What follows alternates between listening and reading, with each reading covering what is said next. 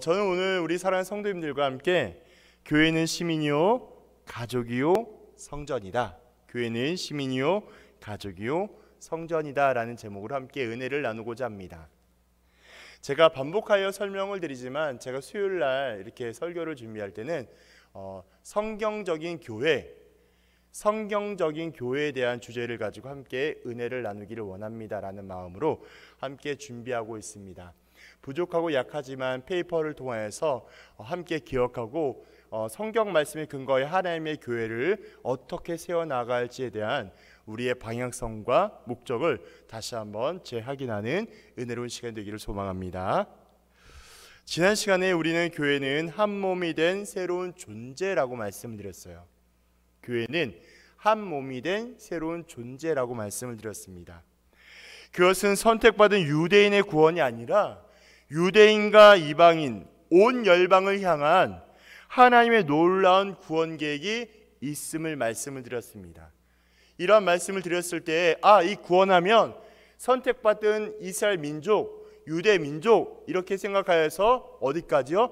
잘못된 선민의식과 사상이 그들로 하여금 다른 민족을 향하여서 완전히 죄악과 완전히 하나님의 뜻을 저버리는 그런 행악한 모습들을 보게 된다고 말씀을 드렸죠.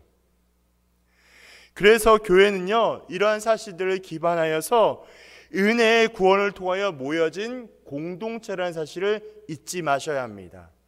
우리가 믿음으로, 우리가 소망함으로 모여진 이 교회는요, 하나님의 놀라운 은혜, 하나님의 거부할 수 없는 은혜, 일방적이고 온전한 은혜를 통하여 세워진 공동체가 바로 우리 교회라는 거예요. 건물과 건축과 양식과 조직에 있지 아니하고 하나님께서 주신 그 은혜를 통해서 함께 모여 은혜를 나누며 또 그 은혜를 나누는 곳이 바로 교회라는 사실입니다. 죄악으로 인하여 근본적으로 분리가 되었고 퇴적했던 죄인들이 예수님으로 인하여 전혀 새로운 존재가 되었다라고 설명드렸습니다. 이렇게 새롭게 하신 것은 가장 완전하고 온전한 하나로 하나님과 연합을 이루게 되었어요. 그래서 제가 다시 한번 말씀을 드리지만 하나님과 우리 사이에 무엇이 죄악으로 인해서 끊어졌다라고 말씀을 드렸습니다. 이 단절된 관계는 세상 무엇으로도 회복이 될 수가 없어요. 이걸 하나로 붙일 수가 없습니다. 온전하게 하나가 되게 하시는 것은 딱 한 가지 방법밖에 없어요. 무슨 방법이요? 예수 그리스도 외에는 이것을 온전하게 하나로 붙일 수가 없는 것이죠. 그래서 우리는 이러한 사실들을 끊임없이 반복하여 기억하셔야 합니다. 또한 교회는요, 세상을 다스리는 하나님의 아들 예수 그리스도, 그분을 영원토록 함께 하시는 성령님을 믿고 따르는 공동체 바로 교회입니다. 예수님의 십자가의 죽음과 부활하심이 우리의 큰 능력과 소망이 된 것처럼 그것이 소망과 능력이 되게 하신 것은 우리의 지혜와 지식과 경험에 의해서 소망이 되게 하신 것이 아니라 우리와 함께 동행하여 주시는 성령의 은혜와 깨달음으로 되는 줄을 믿으시기를 바랍니다. 하나님께서는 끊어진 관계를 이어주셨고 유대인과 이방인을 하나로 연합하게 하신 것처럼 하나님과 우리를 온전하게 화목하게 하여 주셨습니다. 성령님을 통해서 믿음을 갖게 하여 주시고 풍성한 교제를 나누게 하여 주시고 나눔과 사랑을 통해서 하나님의 온전하신 사랑을 실천하도록 하셨다라는 것이죠. 그렇게 교회는요, 삼위일체 우리 하나님의 은혜와 도움으로 완성되어 갑니다. 이것이 교회예요. 그러므로 교회는요, 개인이 아니에요. 그러므로 교회는요, 개인이라기보다 공동체적인 성격을 갖고 있다고 말씀을 드렸습니다.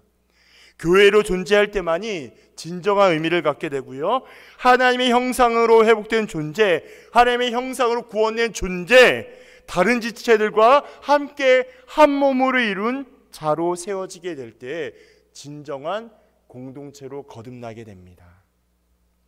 지난 시간에 이런 중점으로 말씀을 드렸어요.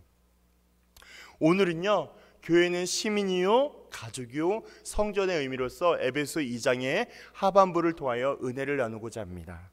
첫 번째는 교회는 하나님 나라의 현재의 모습으로 살아가는 우리 모두를 의미합니다. 이제 우리는요, 하나님 나라의 백성, 시민으로서 어떻게 점검하며 살아가야 할지를 제시하고 있습니다.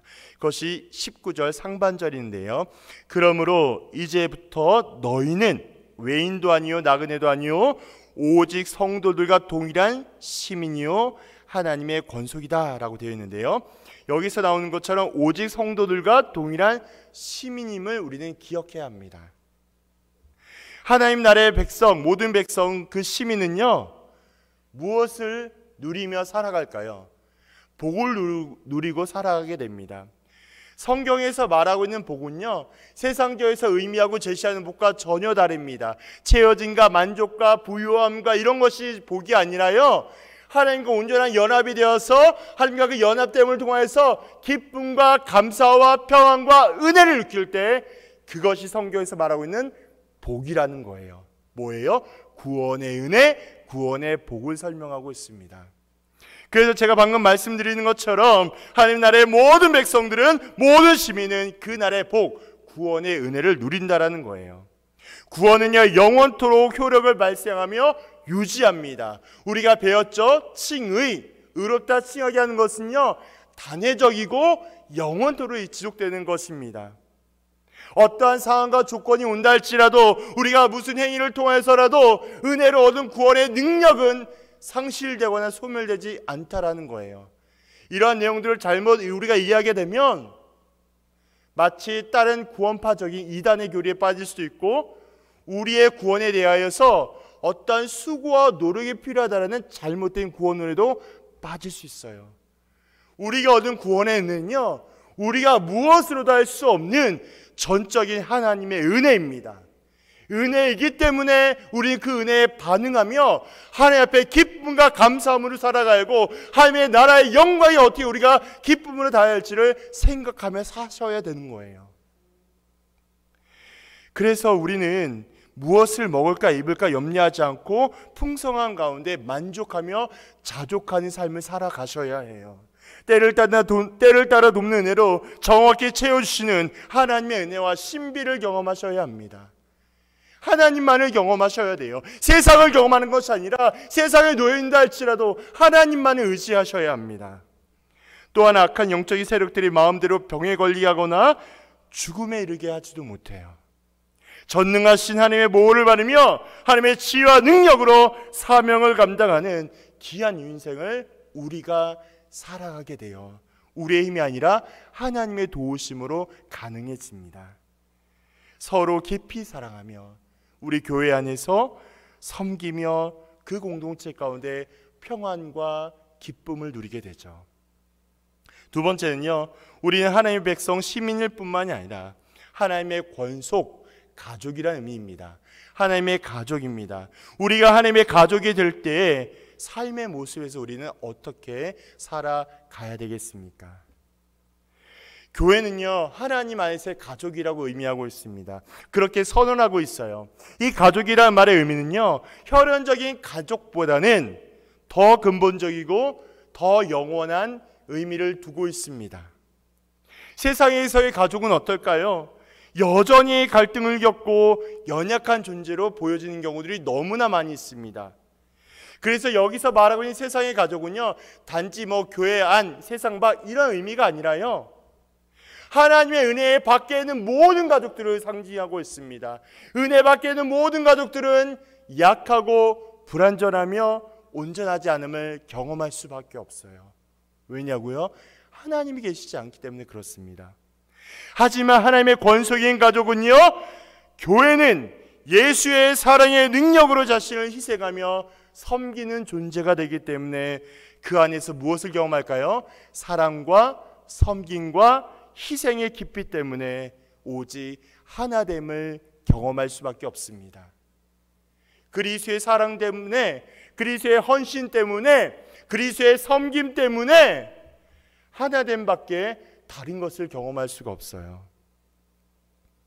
그래서 우리는 이러한 사실들을 기억하셔야 됩니다. 이렇게 우리가 하나가 될 수 있고 몸이라고 여겨질 수 있는 이유가 있는데요, 그 이유는 뭐냐면 교회의 가족됨을 사람이 이루지 않게 하여 주시고 만물을 다스리시는 예수님께서 이루어 주셨기 때문입니다. 우리가 출발은 하나님과 나의 관계 속에서 1대1에 출발하게 되지만 우리가 결국 확장되어 넓혀지는 것은 바로 여러 사람들이 함께 예수의 이름과 능력으로 모인 공동체, 그것이 바로 교회이자 가족이 되기 때문에 그렇습니다. 그래서 여기서 말하고 있는 사람이 이루어지지 않다라는 말의 의미는 세상과 다른 여러 가지 요소에 의해서 모여지고 결속된 것이 아니라 오직 하나님의 은혜와 능력으로 하나가 된 온전한 연합을 상징하고 있기 때문에 그런 것이죠. 이제 교회인 우리는요, 서로를 향하여 무엇이라 부를까요? 형제와 자매로 부릅니다. 그리고 가족처럼 대하게 되죠. 가족이라면 어떨까요? 옆에 있는 지체가 아프거나 어려우면 어떻게 돼요? 내 손수건을 닦아주거나 말없이 위로하거나 또한 필요를 조건 없이 저희가 채워주는, 섬겨주는 은혜들이 있죠. 이것이 바로 가족인 것처럼 우리는 그렇게 가족으로 부르고 가족으로 서로 대하게 합니다. 서로 자기가 가진 것을 말없이 나눠주며 그렇게 섬기며 사랑합니다. 마치 부모가 자녀에게 하듯 내가 먼저 주님께 은혜로 구원을 얻은 것처럼 다른 사람에게 필요를 아무 조건 없이 섬겨줍니다. 계산하지 아니하고 따지지 않고 조금 내가 손해보고 내가 아플지라도 가족이기 때문에, 내 자녀이기 때문에, 내 부모이기 때문에, 내 형제이기 때문에 섬겨줍니다. 그것이 바로 가족이에요. 그것이 바로 교회 안에서의 가족임을 우리는 기억해야 합니다. 세 번째요, 또한 교회는 하나님이 거하신 성전으로 비유하고 있어요.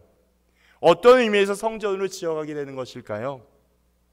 구약에서 성전은요, 하나님께서 계신 곳이며 그의 택하신 백성들을 만나는 곳을 성전이라고 합니다. 하나님을 만나야만 은혜와 복을 누리게 됩니다. 그런데 하나님의 영광과 은혜로 가득 찬 성전이 바로 교회라고 선언하고 있어요. 구약의 성전은 모형에 불과한 것이며 실체에 대한 그림자에 불과한 것이라고 이야기합니다. 진정한 실체, 진정한 진짜 무엇일까요? 진리와 구원자 되신 예수를 통하여 모형과 그림자에 불과한 것이 참된 모습과 실체로 되었음을 우리는 요한복음 2장 19절을 통하여 알 수 있습니다. 읽어드릴게요.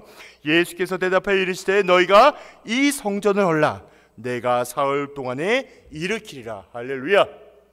여기서 나와 있는 말씀처럼 성전을 헐라라는 말의 의미는 십자가로 완전히 깨끗게 하고 죄사하여 주고 이런 의미를 담고 있습니다. 그 다음에 사흘 동안 일으키라는 것은 부활의 소망함으로 완전히 바꿔놓는다는 하나님의 말씀인 것이죠. 이렇게 나와 있는 말씀처럼 우리는 실체가 되시는 예수님의 은혜와 능력을 경험할 수밖에 없다라는 거예요. 그렇게 우리 예수님께서는요, 십자가 위에서 다 이루었다라고 말씀하시며 지성소에 들어가고 있는 길을 막았던, 뭐가 있을까요? 그 앞에 휘장이 있었죠. 높게 있는 그 휘장을 둘로 나누게 하셨어요. 찢게 하셨어요. 그리고 누구든지 예수의 보혈을 믿고 의지하면 하나님께 나아갈 수 있는 은혜를 허락하여 주셨습니다. 그 말씀 우리는 기억하셔야 돼요. 히브리서 10장 19절 20절입니다. 그러므로 형제들아 우리가 예수의 피를 힘입어 성소에 들어갈 담력을 얻었나니 그 길은 우리를 위하여 휘장을 열어놓으신 새로운 살 길이요 휘장은 곧 그의 육체니라. 할렐루야.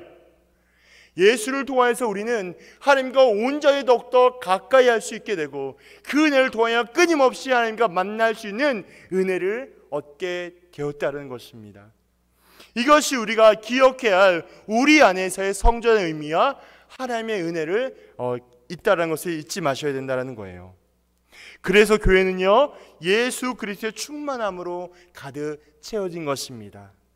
이제까지 설명한 교회는요, 예수의 십자가 복음 터 위에 있어야 완성될 수 있습니다. 즉 예수님께서 모퉁이 돌이 되었을 때 교회는 하나 되어 하나님을 뵙고 모든 복을 누리며 가족처럼 살아갈 수 있게 되는 것이죠. 하지만 기억하십시오. 예수가 없다면 우리의 교회는 아무런 의미와 존재가 없습니다. 예수가 없다면 그저 외형과 겉모습과 형식이 화려할지라도 그 안에 진리의 말씀과 성경의 교훈함과 그 다음에 순종의 열매가 없다라면 더 이상 교회라고 말을 할 수가 없습니다. 세상적인 사조기가 친교회인과 다르지 않는 우리의 약함을 바라보셔야 해요. 그래서 우리가 제가 끊임없이 반복하여 말씀을 드리지만 구역 모임 안에서 또 여러 가지 모임 가운데 가장 중요한 게 뭐라고요? 말씀이에요. 말씀을 나누시고 말씀을 기억하고 말씀을 끊임없이 가까이 하셔야 합니다. 여러분들이 어떠한 나눔과 친교를 한다 할지라도 말씀 중심, 그리스도 중심, 성경 중심을 잊지 마셔야 해요. 그 말씀의 중심이 되지 않고서는 우리의 행악함과 우리의 범죄함이 우리의 모임을 변질과 오해시킬 수 있기 때문에 그렇습니다. 끊임없이 우리는 성경 앞으로 가야 할 의지를 들이셔야 된다는 거예요. 그래서 우리는 늘 기억하셔야 됩니다. 우리 교회 안에, 우리 공동체 안에, 우리 모임 안에, 우리 구역과 교구 안에 예수가 있어야 돼요. 예수의 복음, 예수의 십자가, 예수의 부활, 예수의 능력, 성령의 감동, 감화가 있으셔야 되는 거예요. 끊임없이 이를 위해서 우리는 놓치지 않고 끝까지 붙잡으셔야 합니다. 그렇게 살아가게 될 때, 예수만이 참된 우리의 위로와 소망이 될 때에 우리의 삶과 우리의 교회가 더욱더 건강하며 견고하게 세워진 줄로 믿으시기를 바랍니다. 자, 오늘의 본문을 통해서 이제 우리는 어떻게 살아갈 수 있겠습니까? 제가 특별히 이렇게 공란을 좀 해놨는데요. 네, 제가 어떤 부분을 공란을 하게 됐냐면 이렇게 정리를 해보았습니다. 오늘의 본문을 통하여 저는 이렇게 좀 적어보았습니다. 아름다운 마음들이 모여서 주의 은혜 나누며 예수님을 따라 사랑해야 합니다. 아름다운 마음들이 모여서 주의 은혜 나누며 예수님을 따라 사랑해야 합니다. 지금 제가 말씀드린 거는 우리 어렸을 때나 이렇게 성경학교나 이렇게 할 때 많이 들어왔던 찬양 중에 가사 제목인데요. 너무나 중요합니다. 그래서 말씀을 드려요. 이 아름다운 마음들이 모여서 주의 은혜 나누며라고 이야기할 때요, 기억하실 것은 아름다운 마음들이 뭐냐에 있다라는 거예요. 생각해 보세요. 주의 은혜를 나누게 할 수 있는 아름다운 마음들이 뭘까요? 구원의 은혜에 대한 아름다운 마음들인 거예요. 왜일까요? 그 다음에 보면 예수님을 따라 살아가는 것은 주의 은혜를 나누며 아름다운 마음들이 모여야 하기 때문에 그렇습니다. 그래서 우리가 서로 사랑하는 거예요. 그리고 하나님께서 가르쳐주신 한 가지 뭐예요? 내 이웃을 내 몸과 같이 미움과 시기심 다툰 모든 것을 버리고 서로 사랑하는 것. 이것이 우리 교회가, 우리 공동체가, 우리 구역이 가야 할 방향입니다. 이것이 성경 안에서 우리가 예수를 기억하고 예수의 은혜대로 살아가야 할 우리의 목적이 되어야 하는 것이죠. 그래서 교회가 하나님께서 거하시는 거룩하고 경건한 공동체가 되려고 한다면 예수님의 기초 위에 있어야 합니다. 다른 표현으로 한다면 예수님께서 우리의 모든 것 위에 모퉁이 돌이 되셔야 해요. 그렇게 사는 것은요, 단순한 행동과 규칙 정도가 아니라는 거예요. 먼저 나의 죄악됨을 철저히 인정하는 것부터 시작합니다. 가장 보잘것없고 연약하며 교만함과 자만에 빠진 자, 그러한 자가 바로 나라는 사실을 인정하는 것부터 시작하셔야 돼요. 그래서 끊임없이 많은 설교자들이 끊임없이 똑같은 패턴으로 설교하는 것 중에 하나가 뭐냐? 우리 모두는 죄라는 죄인인 사실에 시작한다는 거예요. 왜요? 은혜 얻은 자들의 공통적인 모습은 내 약함을 먼저 인정하고 가장 절대적이고 강한 하나님만을 의지해야 하기 때문에 그렇습니다. 그러면 우리 모두는 하나님 앞에서 죄인이며 은혜가 절대적으로 필요한 존재들인 것을 기억하셔야 합니다. 그래서 하나님의 절대적인 힘과 지혜가 있어야 함을 선포해야 해요. 하나님이 아니고서 도무지 해결할 수 없음을 고백하셔야 합니다. 그렇게 나를 버리고 나를 부인하며 나의 연약함을 철저히 깨지고 부서지게 할 때 비로소 하나님의 손길을 경험할 수 있습니다. 그때서야 하나님의 은혜와 음성을 경험하게 합니다. 그때 하나님께서 나를 붙들어 주시고 인도해 주실 것을 간절히 소망하게 됩니다. 하나님이 아니고선 도저히 기대할 수 없음을 인정하게 되는 것이죠. 특별히 오늘 설교 후에 찬양 가사는 2절은 우리에게 더 강력한 메시지를 전해주고 있습니다. 이러한 부분인데요, 이 다음에 예수님을 만나면 이런 가사가 등장하죠. 여기서 이 다음에는 어떤 의미를 두고 있겠습니까? 우리가 죽은 후에 하나님 앞에 섰을 때를 의미합니다. 이 다음에 우리가 예수님을 만나게 된다면 그때는 부끄러움이라 고백하게 되었지만 아무런 자격과 조건을 내세울 수 없는 우리의 삶이 있기에 하나님 앞에 그저 기쁨과 감사함으로 나아가야 합니다. 우리가 우리의 삶 속에서 적당히 타협하고 이 정도쯤이면 하나님께서 인정해 주시겠지라는 마음으로 생각할 것이 아니라 철저히 죄와 악으로부터 구별하고 하나님의 은혜와 섭리로 완성할 것을 기대하며 인내와 사랑으로 섬겨야 합니다. 그래서 하나님께서 나에게 가르쳐 주신 것, 우리에게 가르쳐 주신 것, 그 대표적인 것, 내 이웃을 내 몸과 같이 사랑하는 것, 미움과 시기 질투 버리고 살아가는 것, 하나님께서 우리의 모두에게 요구하는 한 가지 진리와 사실임을 기억하셔야 합니다. 우리 말로만 사랑하지 맙시다. 우리 믿음과 사랑과 섬김으로 우리의 신앙과 믿음을 행동으로 증명해냅시다. 교회가 교회담을 증명하는 길은 오직 자신의 말과 행동이 있음을 증명해냅시다. 그래서 소그룹 안에서, 사역 안에서, 섬김 안에서 약하고 부족함이 보였을까요? 혹여라도 나의 생각과 다른 방향이 다르고 방향이 틀리다고 해서 정죄했던 것은 없을까요? 하나님 앞에 크고 작은 것들을, 모든 것들을 갖고 나아갑시다. 하나님께서 모든 것을 구별하고 인도하시며 완성하시도록 하나님의 일을 하나님께서 하나님의 열심으로 하시도록 맡기며 나아갑시다. 우리는 성실하게 진실한 마음으로 행동하며 인내하고 노력하게 될 때 우리의 수고와 섬김, 우리의 교회 모든 사역과 헌신이 해같이 빛나게 될 것입니다. 기억합시다. 교회는 하나님 나라의 시민이요 하나님께서 우리를 지으신 자녀, 가족이며 하나님께서 자신의 아들로 세우신 성전임을 기억하는 저와 우리 성도님들이 되기를 주님의 이름으로 부탁드립니다. 주의 영광 이곳에 가득해 우린